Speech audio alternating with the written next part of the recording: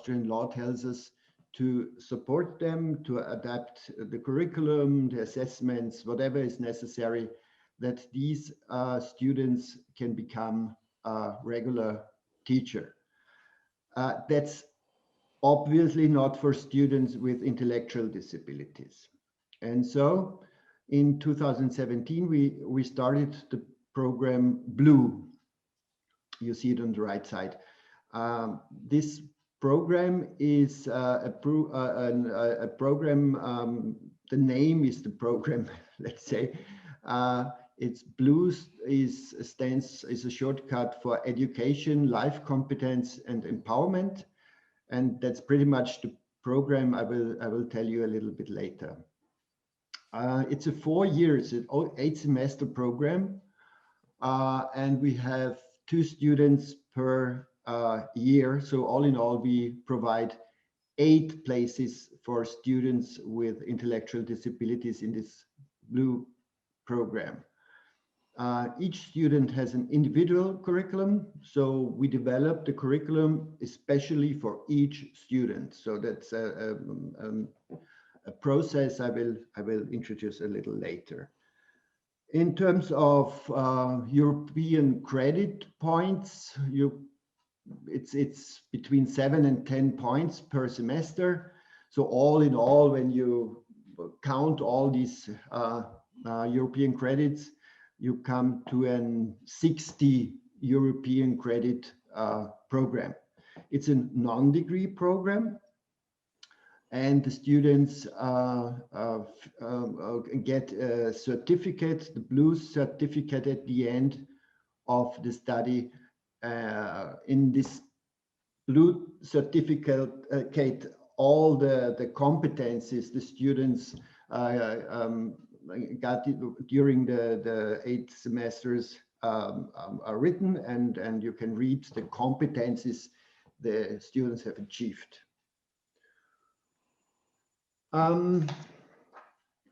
Main goals, I told you the shortcut, the title of the program is the program. It means education, life competence, and empowerment, and all these topics, all these goals are the basis for the concrete doing during the 4 years. The 4 years are divided up in different parts, let's call it. When we say the first year is the entry phase, then we want to bring these young people to the university and to show them how university life looks like, how they can learn, how they can interact, how they can move around. So it's a first phase to learn each other, to come to us, and we want to meet them, and we want to know each other, and that's pretty much the first year. As you know, especially students with intellectual disabilities have a sometimes strange career building. They are not, of course, not able to understand university life. That's hard for all our students, but especially for the students with intellectual disabilities. Therefore, this first year is really an important one. In the second year, we want to give orientation. So we have different opportunities for the students to understand what's going on and what's the possibilities for them to learn, and we have different internships where they can look how jobs look like, and they can find out what they are interested in. And after this orientation, we really focus on the personal wishes and dreams of the students, and we go deeper and deeper in terms of the concrete perspective, what the student wants to achieve at the end, what kind of job he wants to do, he or she wants to do. So we focus on that especially. And the fourth year, We start a transition process from the university to the workplace, to the regular work outside. We are cooperating with the official labor agency, so they support these internships and this transition from university to the real work outside. So that's the transition phase, the last year, the 4th year of the program. That's a different graph. You can understand a little bit more how we do it. When we speak about the entrance phase, then we have this admission process. So people apply for this only 2 places per year. We have interviews with the candidates. So we have we call it a developmental interview, where we really want to find out the personal wishes and dreams of our students. We have adapted the administration process. Of course, it's a complex process how students can officially study. So we support them with different assistance and checklists and whatever. But anyhow, we have a special administration process, an easy one. Maybe we should have it for all our students, because some students have problems with administration processes, as you probably know. As I said before, then it comes to the study phase. It's an individualized curriculum.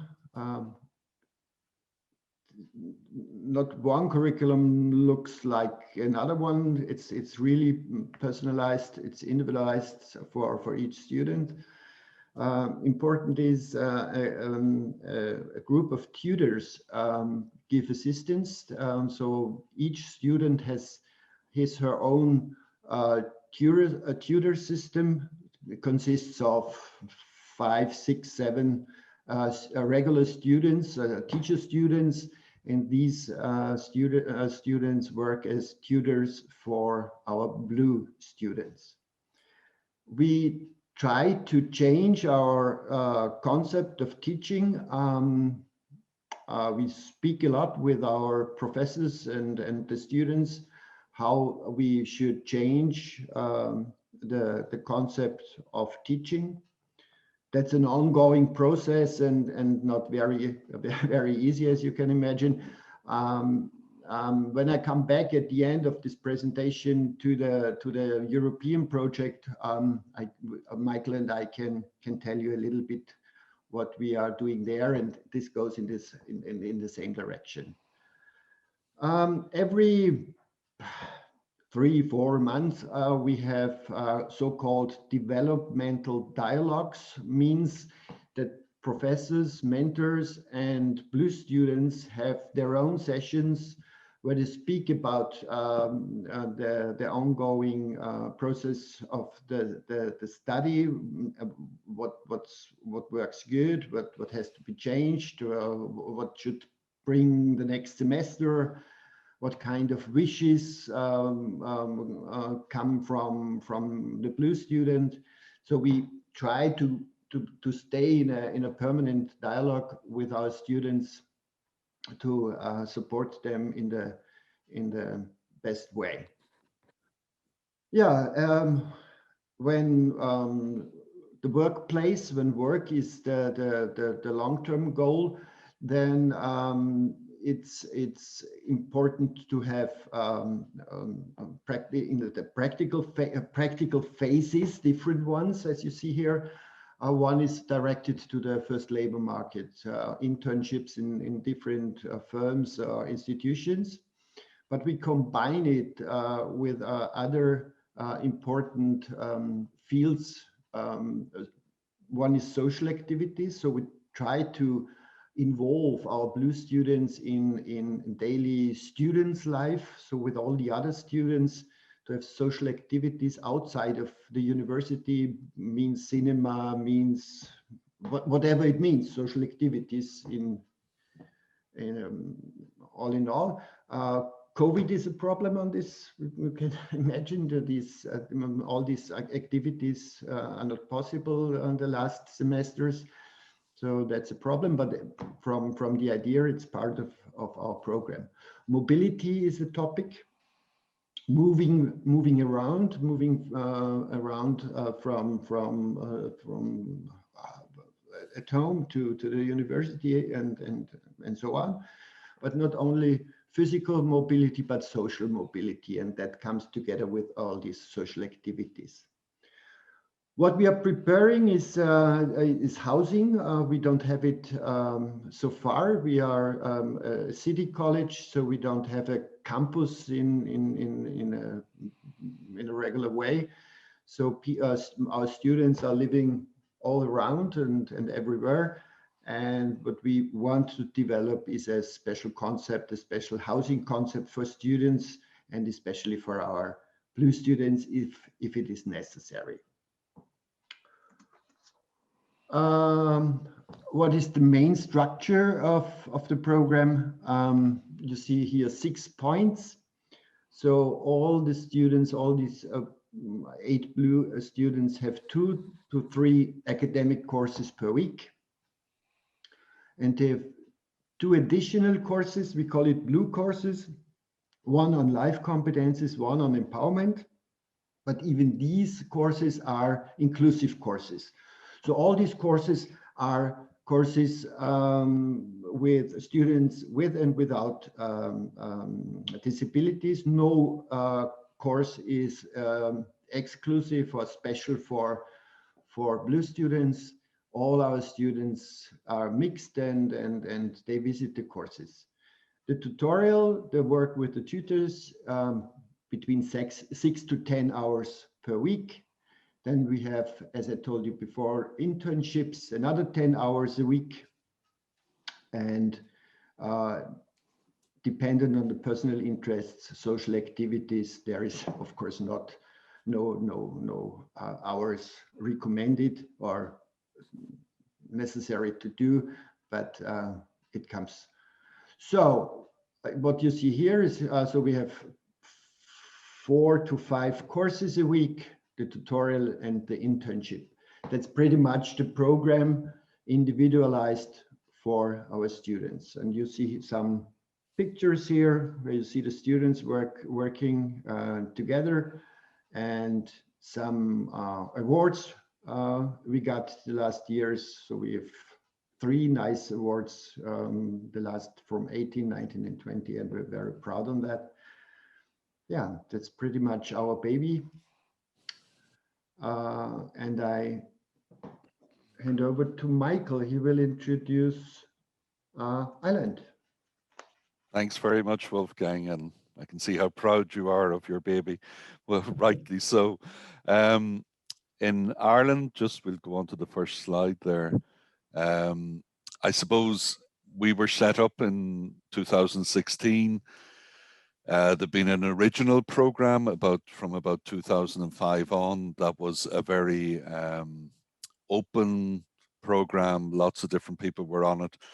However, it ran into different difficulties, so we were asked to take it over in the School of Education. And if you just go through it there, Wolfgang will give the models that are there.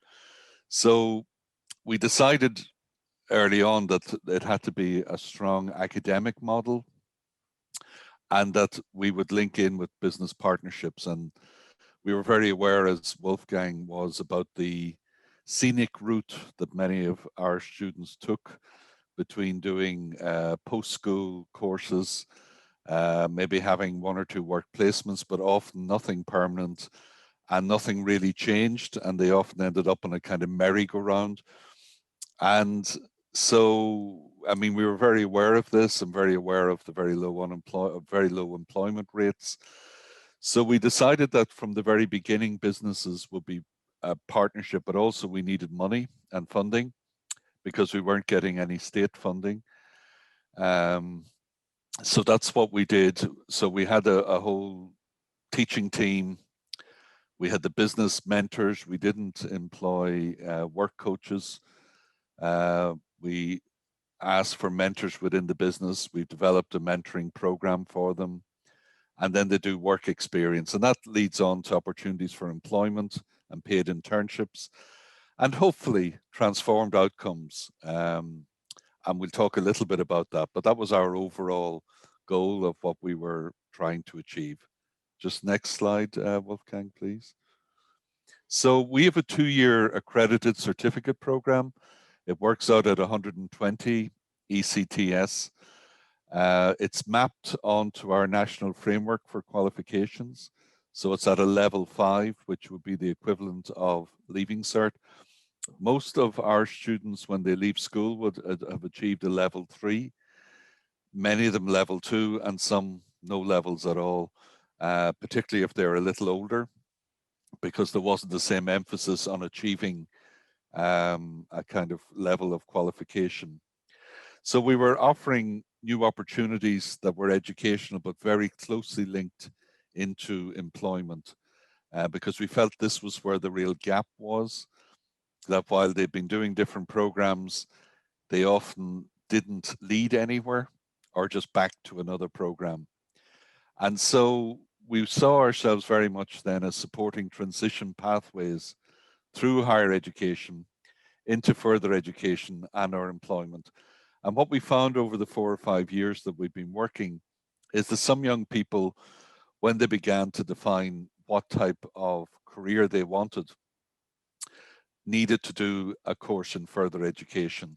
So we have links into different further education colleges, and we have a number of young people who are pursuing different levels of qualification through this, and hopefully then into a career and employment. But it's taking a little longer, because sometimes these courses maybe take 2 years to complete.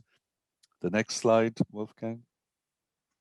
So this was kind of the student pathway, and you see there secondary school and other routes, and there's our program.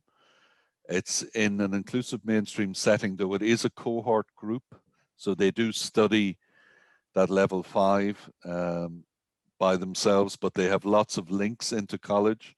So they work with occupational therapy students on common projects. They're part of the different societies. There are something like 120 different societies within Trinity College and sports clubs.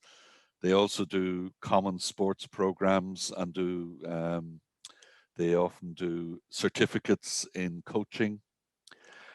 We draw on, it's interdisciplinary, so we draw from right across the university. We have teaching expertise sometimes from pharmacy, from dentistry, School of Dentistry, from different areas. Probably one of the things that marks out the program is that we have strong occupational therapy support. However, we're really moving, we don't want it to be obviously a medical model, so the occupational therapy actually has become an education program based around looking at self-determination, identity, and it's linked in then across modular kind of structure, what we're trying to do. So they have access, the students have access to the support services, so they are full-time students. And then we also have a work placement module in second year. So as the different type of pathways you see there at the top, they can go into further education or higher education if that's appropriate, and then get a specific qualification. Now that's still work in progress. We certainly haven't achieved all that yet, because we're still working on, as you're probably maybe similar in other countries, there's very big divides between further education, higher education. There's big divides between the education often that youngsters with intellectual disability receive compared to their peers. So you're often trying to straddle or cross over those different systems. And often you end up, like, for example, our students can't qualify for a maintenance grant or to have their fees paid because they're doing a level 5, which is not supposed to happen in higher education. We're supposed to be doing levels 8 to 10. However, Trinity College sometimes goes its own way, and Trinity is an awarding body, so we can actually do this, though we weren't very popular in some places for doing it. But we didn't see it happening anywhere else, and that was really why that the young people just weren't getting these opportunities. And also, there was a strong argument that why shouldn't these students experience higher education as something valuable and something along with their peers. So what's kind of evolved is from the work placement, because we obviously needed the businesses for financial support, for placements, but we were being careful, I suppose, at the start and not saying, well, we won't ask for too much. If we get a work placement and we get this sort of sorted. And it was actually the businesses who said to us, well, actually, would you not do internships? We'd like to offer 3 and 6 month paid internships. So we've now developed a third year, which is not run officially as part of our program, but it's linked in with the businesses. So our young people then get at least 1 3 or 6 month paid internship. But often these lead into other extended internships with the businesses. And the businesses are, many of them, some accountancy firms, there's aircraft leasing companies. We just had a bit of great news on Friday. One of our original graduates has just been made permanent with our post office on Post. So that's a first there. So often they're breaking new ground because this hasn't happened before. But what's really interesting is that all of these companies have a very strong equality, diversity, inclusion strategies that they're not quite sure how to implement. Gender, they have some idea, but around disability, they often struggle. And so there's a lot of assumptions about what people can do or can't do. And we got a lovely message back from the CEO of MPUS saying, we really rely on you in TCPID to help us to really support this kind of move. So we're very much at the cutting edge of what's happening within the businesses. But the whole idea is to have the young people to acquire the skills needed, and then that they can make choices. You know, it isn't necessarily that they have to stay within where they begin. And even some of the young people have been promoted within their company. So, you know, there's real ambition within the company as well for the young people. And that's great and very encouraging for us. The next slide, Wolfgang. Thank you. Do you see it? No, it hasn't come up yet. We have a problem. No, we don't. No, we don't. So you can just see here, we start off with 4 business partners. We now have 35. Actually, in the last week, that's gone up to 37. So 2 new business partners have joined us, even during the whole COVID thing. We've had so many student placements and then graduate internships, and that permanent employees is now 13. We also were very fortunate to follow Wolfgang and get the Zero Project Award this year, which is very encouraging because it's an almost an international affirmation for what you're doing. And also you begin to see all the other work that's going on throughout the world.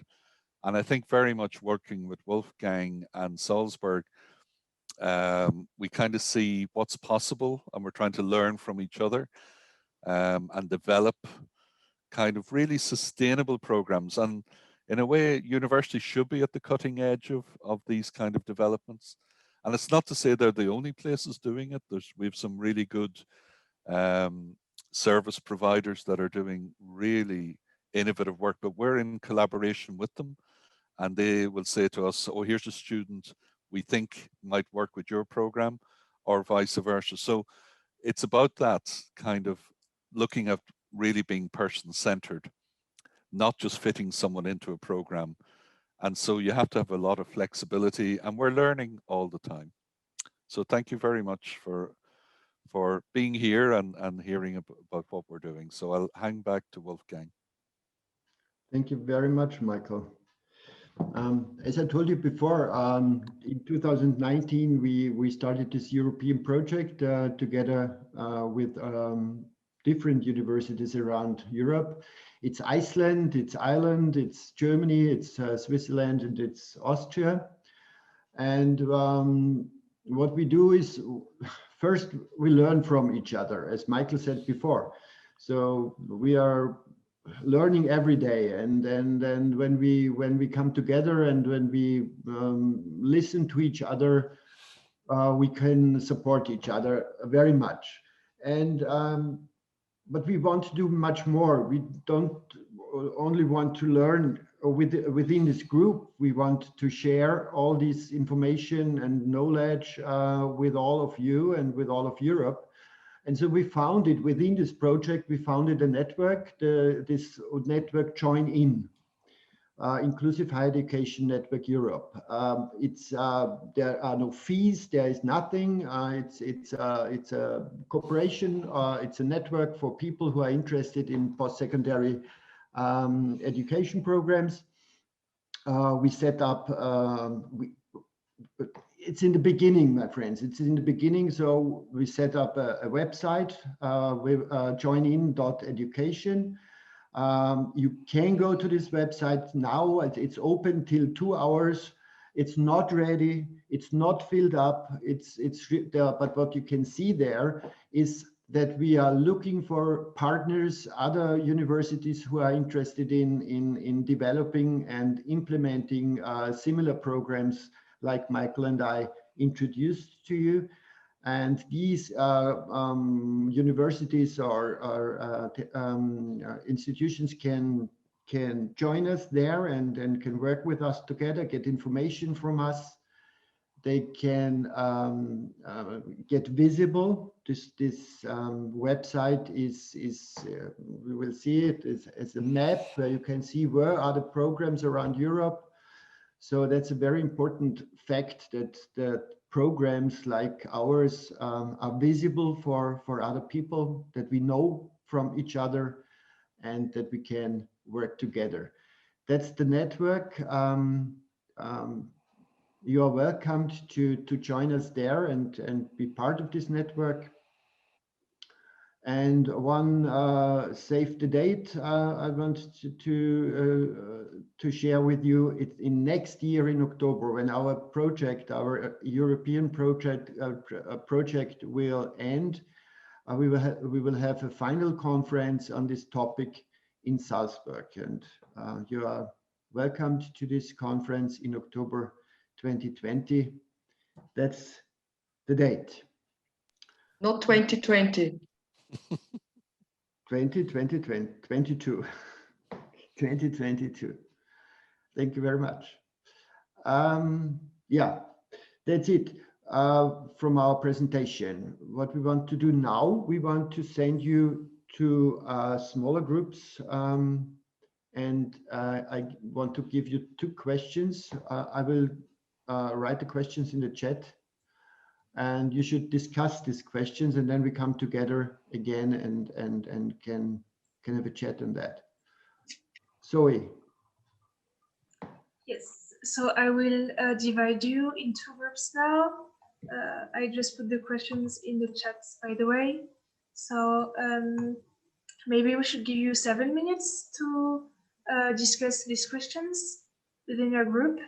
And then we'll bring you back to the main session in 7 minutes, and we'll report back what you discussed. So I would invite you to choose, I would not say a rapporteur because this is a big word, but someone who would agree to give us the results of your discussions in 7 minutes.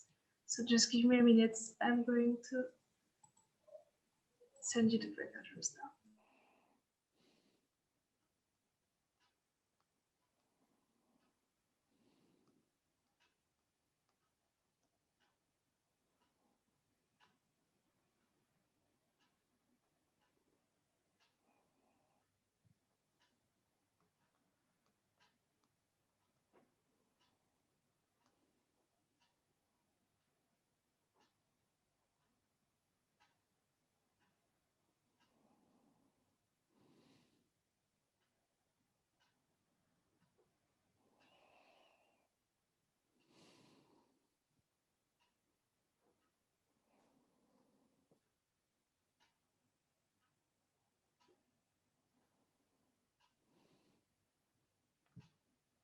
Did you send them all? Yes, but I guess they just have to click on join the room, and if they're not looking at their screen, they are not doing it. So I cannot force them to go. You can just invite them. Maybe they want to stay with us. Maybe they do. I saw there was like some interest in the chat Yeah. box and some good questions. So it would be nice to have some time to address them. So that's why I think we should bring them back in 6 minutes so that we can really have time to address these questions that were quite interesting. Yeah, I saw a former student of mine is on the call. Okay, that's funny. Fiona, she did her PME with us, or her teaching qualification with us. Nice. And I see a Mihal. I don't know who the Mihal is. So you have to be very careful. You don't know who's going to be on a call. You don't.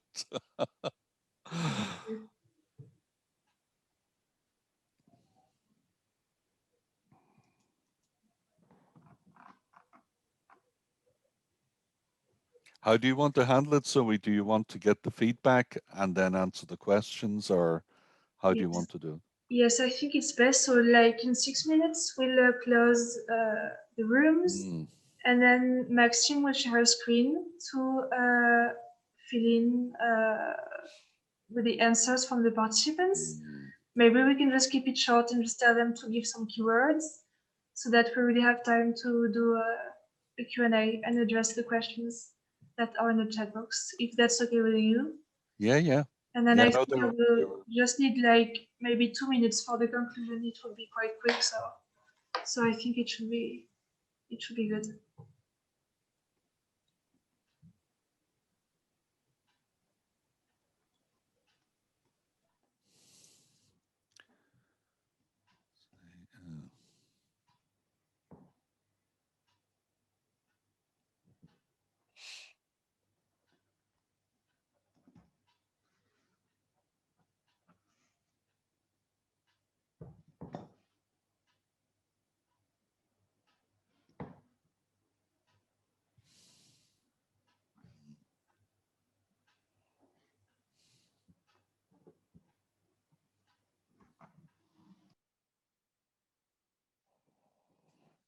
Yeah, they're good questions. I've noticed that the people are a lot more adept now at using the chat, you know. Yes. But you get less interaction. You know, even when you're teaching a group, you know, I've been teaching groups and they're brilliant at putting stuff in the chat, but usually it's at the end and they're lovely to say, thank you for this. I really enjoyed, you know, but you don't have that interaction that you'd normally have in the classroom. Do you find that, Wolfgang, as well?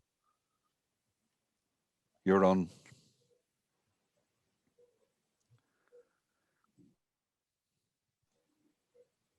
You're on mute. Whatever's happening. Oh, there you are. So yeah, we should go back to these questions at the end. But I find a lack of interaction. I mean, sometimes you're doing a seminar and you feel like saying, is there anybody out there halfway through? Because you can't judge anything. You don't know whether people are, you know, especially if you're just down the side and your slides are there and all you can see is yourself on the slides. Yeah. Oh, Lord. It's a little boring and a little exhausting sometimes. I don't think we realize how exhausted we are. I think it's only when we stop up, I think we have to be careful. I think a lot of people will get sick, you know, because they're just very tired and you make do and people have done brilliantly, but it's very difficult, you know, It is actually more tiring because you really have to pay attention to all the details. Rather than in person, you can easily see it, but online you have to pay attention to everything. So yeah, it's true. It's very, very tiring. I mean, teaching a group must be really hard because you have to keep everyone motivated and entertained. And do you have any like idea when you can have again in-person teaching or maybe in smaller groups? I hope September. I hope September, yeah. It'll be blended maybe, but I think we have a small enough group. We have 10. So I think that'll work. Like what's been great for our students is that they've got a routine. We don't pre-record anything. So we teach live. So it means that they know at 9:30 they've got such a class until, you know, whatever, and then they get their breaks. And then we also do Zoom breaks where we say you won't have any Zoom, you know, for this class, but do some work instead, you know, so maybe once every 7-8 weeks, you know, just to give them a bit of a break. And we also got them headsets. And we were very lucky. There's this Rory McDonough Trust, and they like the work we do. And so they said, what can we do for you? And this was before COVID. And we said, well, it would be great if the students had their own laptops. So it's been perfect. They've all had their laptops. They haven't had to share, you know, or worry about that. So we got them also headphones and a small printer. So they've been, you know, so it's been great that they've been so so engaged. Just saying, Wolfgang, the students, because it's taught in real time, you know, means that they stay engaged with what's happening, you know. But we've had a few fallings out among them as well, which does happen as well, where there's a misunderstanding or something else, you know. So then you have to go and sort that one out. It's much more difficult online than in person. I'm not personally involved in the contact with the students, but what my colleagues tell me, they are astonished how good it works. It's not best, as we know, and No. it's not but compared to all the other students, our program students are facing relatively the same problems, and they deal with the problems in the same way, sometimes good, sometimes not so perfect, but we are astonished how good Sorry, it is. Wolfgang, I just have to stop you because I will close the breakout rooms now. I give them a warning. Yep. So they will come back in 1 minute. Okay. We'll be ready, won't we, Wolfgang? Absolutely. There's an Irish expression, be olive, be ready. You can take it whatever way you want. Actually, Michael, usually we would go off to have a beer now. Yep. Yeah, we have to postpone those now. They'll be. You should have provided the beers so we would have been quicker in the breakout rooms, because this task was just impossible. I mean, Well, we thought there was going to be longer for the breakout rooms. We'd allowed 20 minutes for the breakout rooms and it didn't work. Hello, Fiona. by the way, we have to Hello, excuse Michael. Annemie, who just got an urgent message from her boss, and she said that's the problem, not being in Lisbon, so she had to leave urgently and says, I'm sorry. Yeah, okay. Bye, Annemie.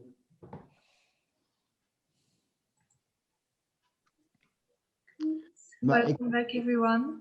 Actually, to give feedback on the words of Karen, we knew that we are not astonished that you couldn't answer the questions 100%. So maybe it's more interesting to see the questions, or what's the importance of the thinking and the development we are doing, and yeah. And we thought it could be a little bit longer, so 20-30 minutes, and now it's a little shorter. Yeah, we talked a bit too much, didn't we, Wolfgang? That's Yes, the problem. Once we get started, you see, that's what happens. Maxime, could you please share your screen so that maybe we will ask you to give us the output of your short discussion. So just stick to key points and keywords. We will address that quickly so that we can make sure we still have some time for a short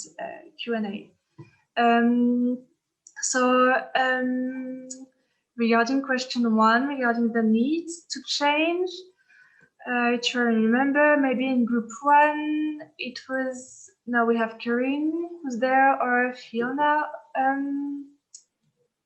Would you like to bring back what you discussed? Well, we didn't even have time to select the person reporting back, but Okay.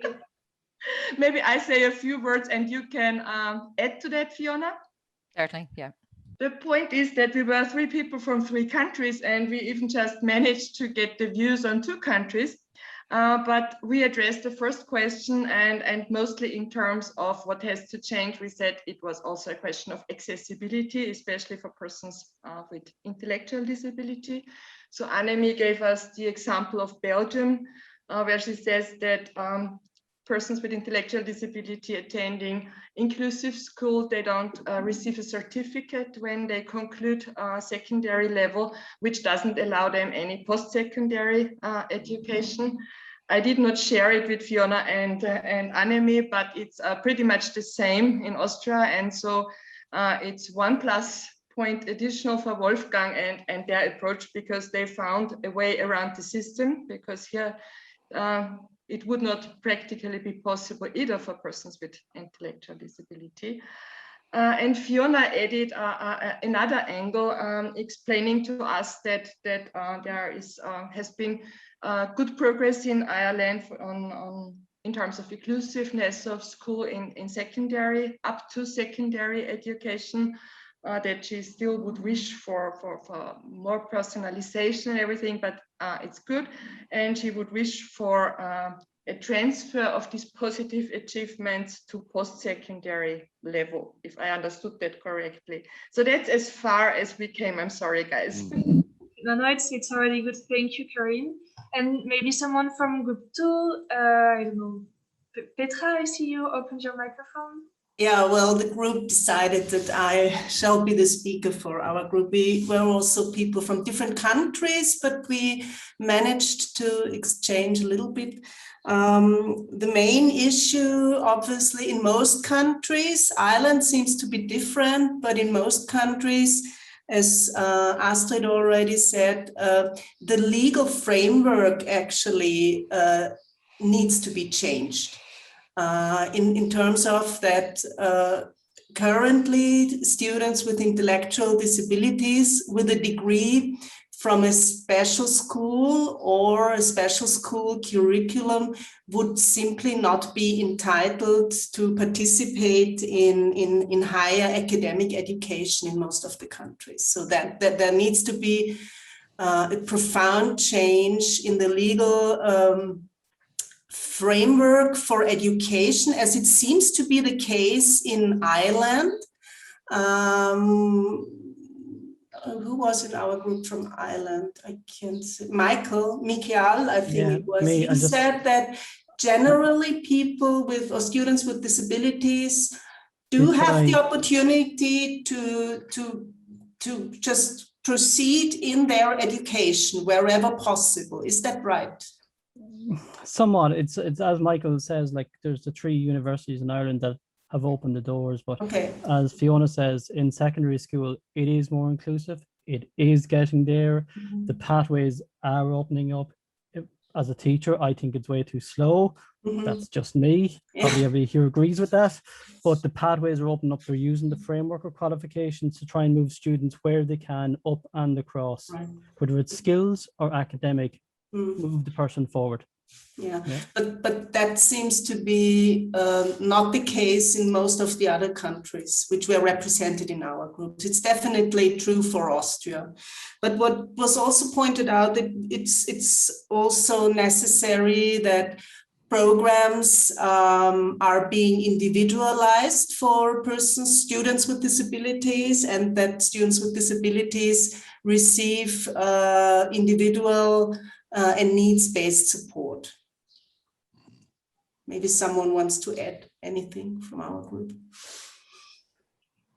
Thank you, Petra. We're a bit running out of time, so while you're still here, could you also quickly give a few key points about question 2? So what are the implications? Sorry.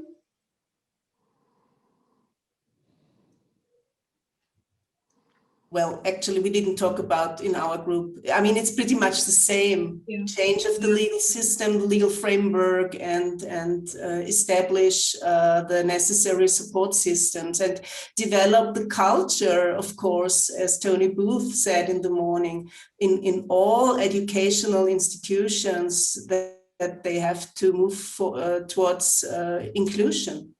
Yeah. Okay. Thank you, Petra. Karine, I think it was the same I could see on your face. Do you have anything to add from your group on this question?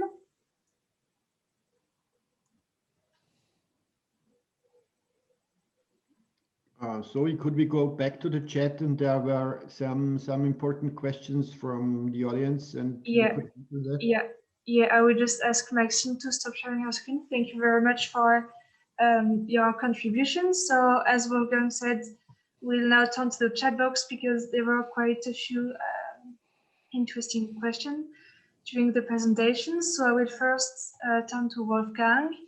There was a question from Petra asking how many students with disabilities are currently enrolled in regular teacher training programs at the University of Strasbourg. So if you could answer that, please, Wolfgang. Okay. A good question. Good questions, difficult answers. What we do is I have to divide it up in a short-term and in a long-term perspective.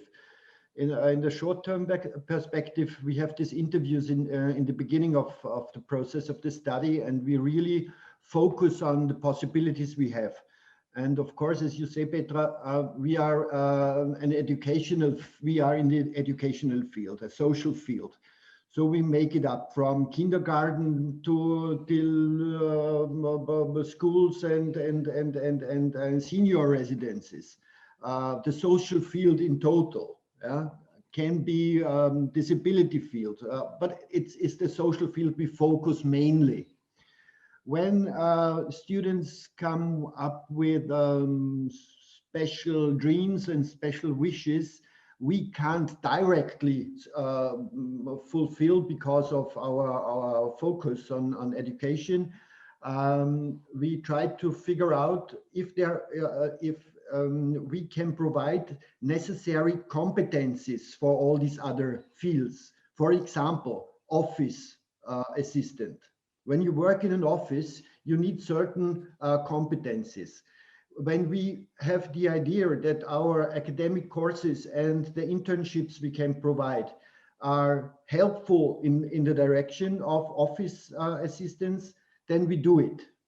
So the answer is we have education or the social business, we have administration office as a field, and we have a little bit in mind tourism, the field of tourism. In terms of a long-term perspective, we want to cooperate with other institutions. Sorry, Wolfgang, could you please just wrap up, because there is a question from Michael as well that I would like him to address. Sorry. Okay, but Petra, you can come back to me whenever you want, and we can talk in German. Thank you, Wolfgang. There was also another question addressed to Michael.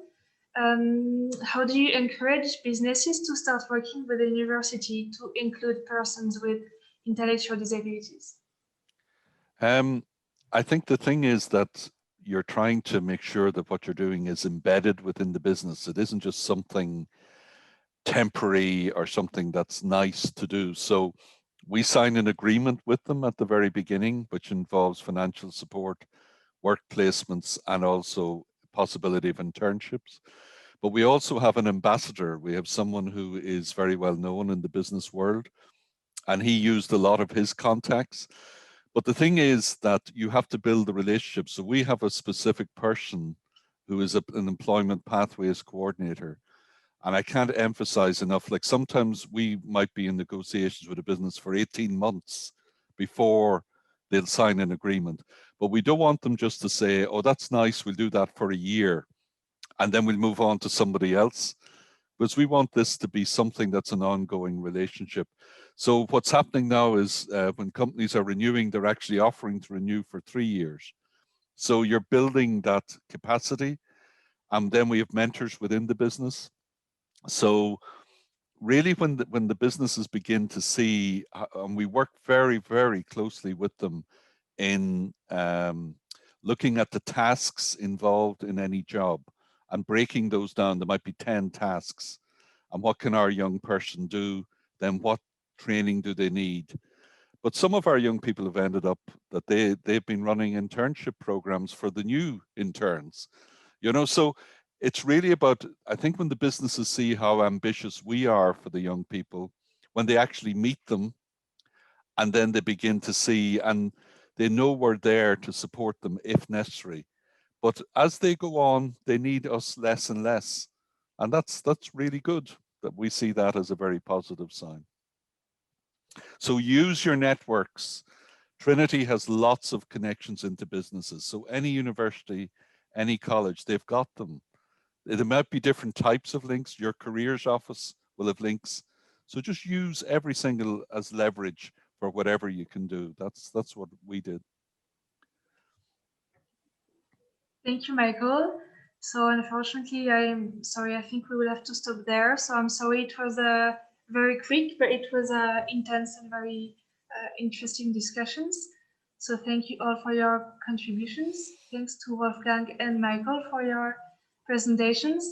Feel free to keep chatting on the conference platform. You have a tool to do that. So if you still have questions for our speakers, or if you would like to discuss other things, feel free to use the platform. So thank you for joining our workshop, and I would invite you to join us for our day 2 of the conference tomorrow at 9:30 Brussels time. We will have a welcome session and a morning booster, an energizer somewhat at 9:30, and then from 10 to 11:30 we will have a panel session on working in partnership to move towards inclusive education. And then from 12 to 1, we'll have another round of parallel workshops on different topics. So they will address staff training for the achievements of inclusive educational settings, inclusion through sports, right to connect now. So it's about tackling the digital divide through accessibility training. Another workshop on raising awareness of disability issues amongst childcare and education professionals. A workshop on the role of support service providers in inclusive education, and the final workshop on a quality of life index for inclusive education. Sorry, could I ask something, Zoe? I know we need to wrap it up. Anyone who's interested, if they would put their email into the chat, and then, you know, we could stay in touch with you or whatever, would that be okay, Wolfgang? Because then whatever developments there are, or even just in terms of the website, or if you want more information from any of us, we can provide that, you know, more details. Thank you. Okay, thank you, Michael. So feel free to put your email addresses, and I think Wolfgang and Michael will copy them and save them. So great. Thank you all very much again for your contributions, and looking forward to seeing you for the rest of our conference. Thank you, everybody. Thanks very much. Thank you. Thank you. Bye. Good to see you. Lovely to see you, Fiona, Mihal. Good to see the Irish connection. Yeah. Take care.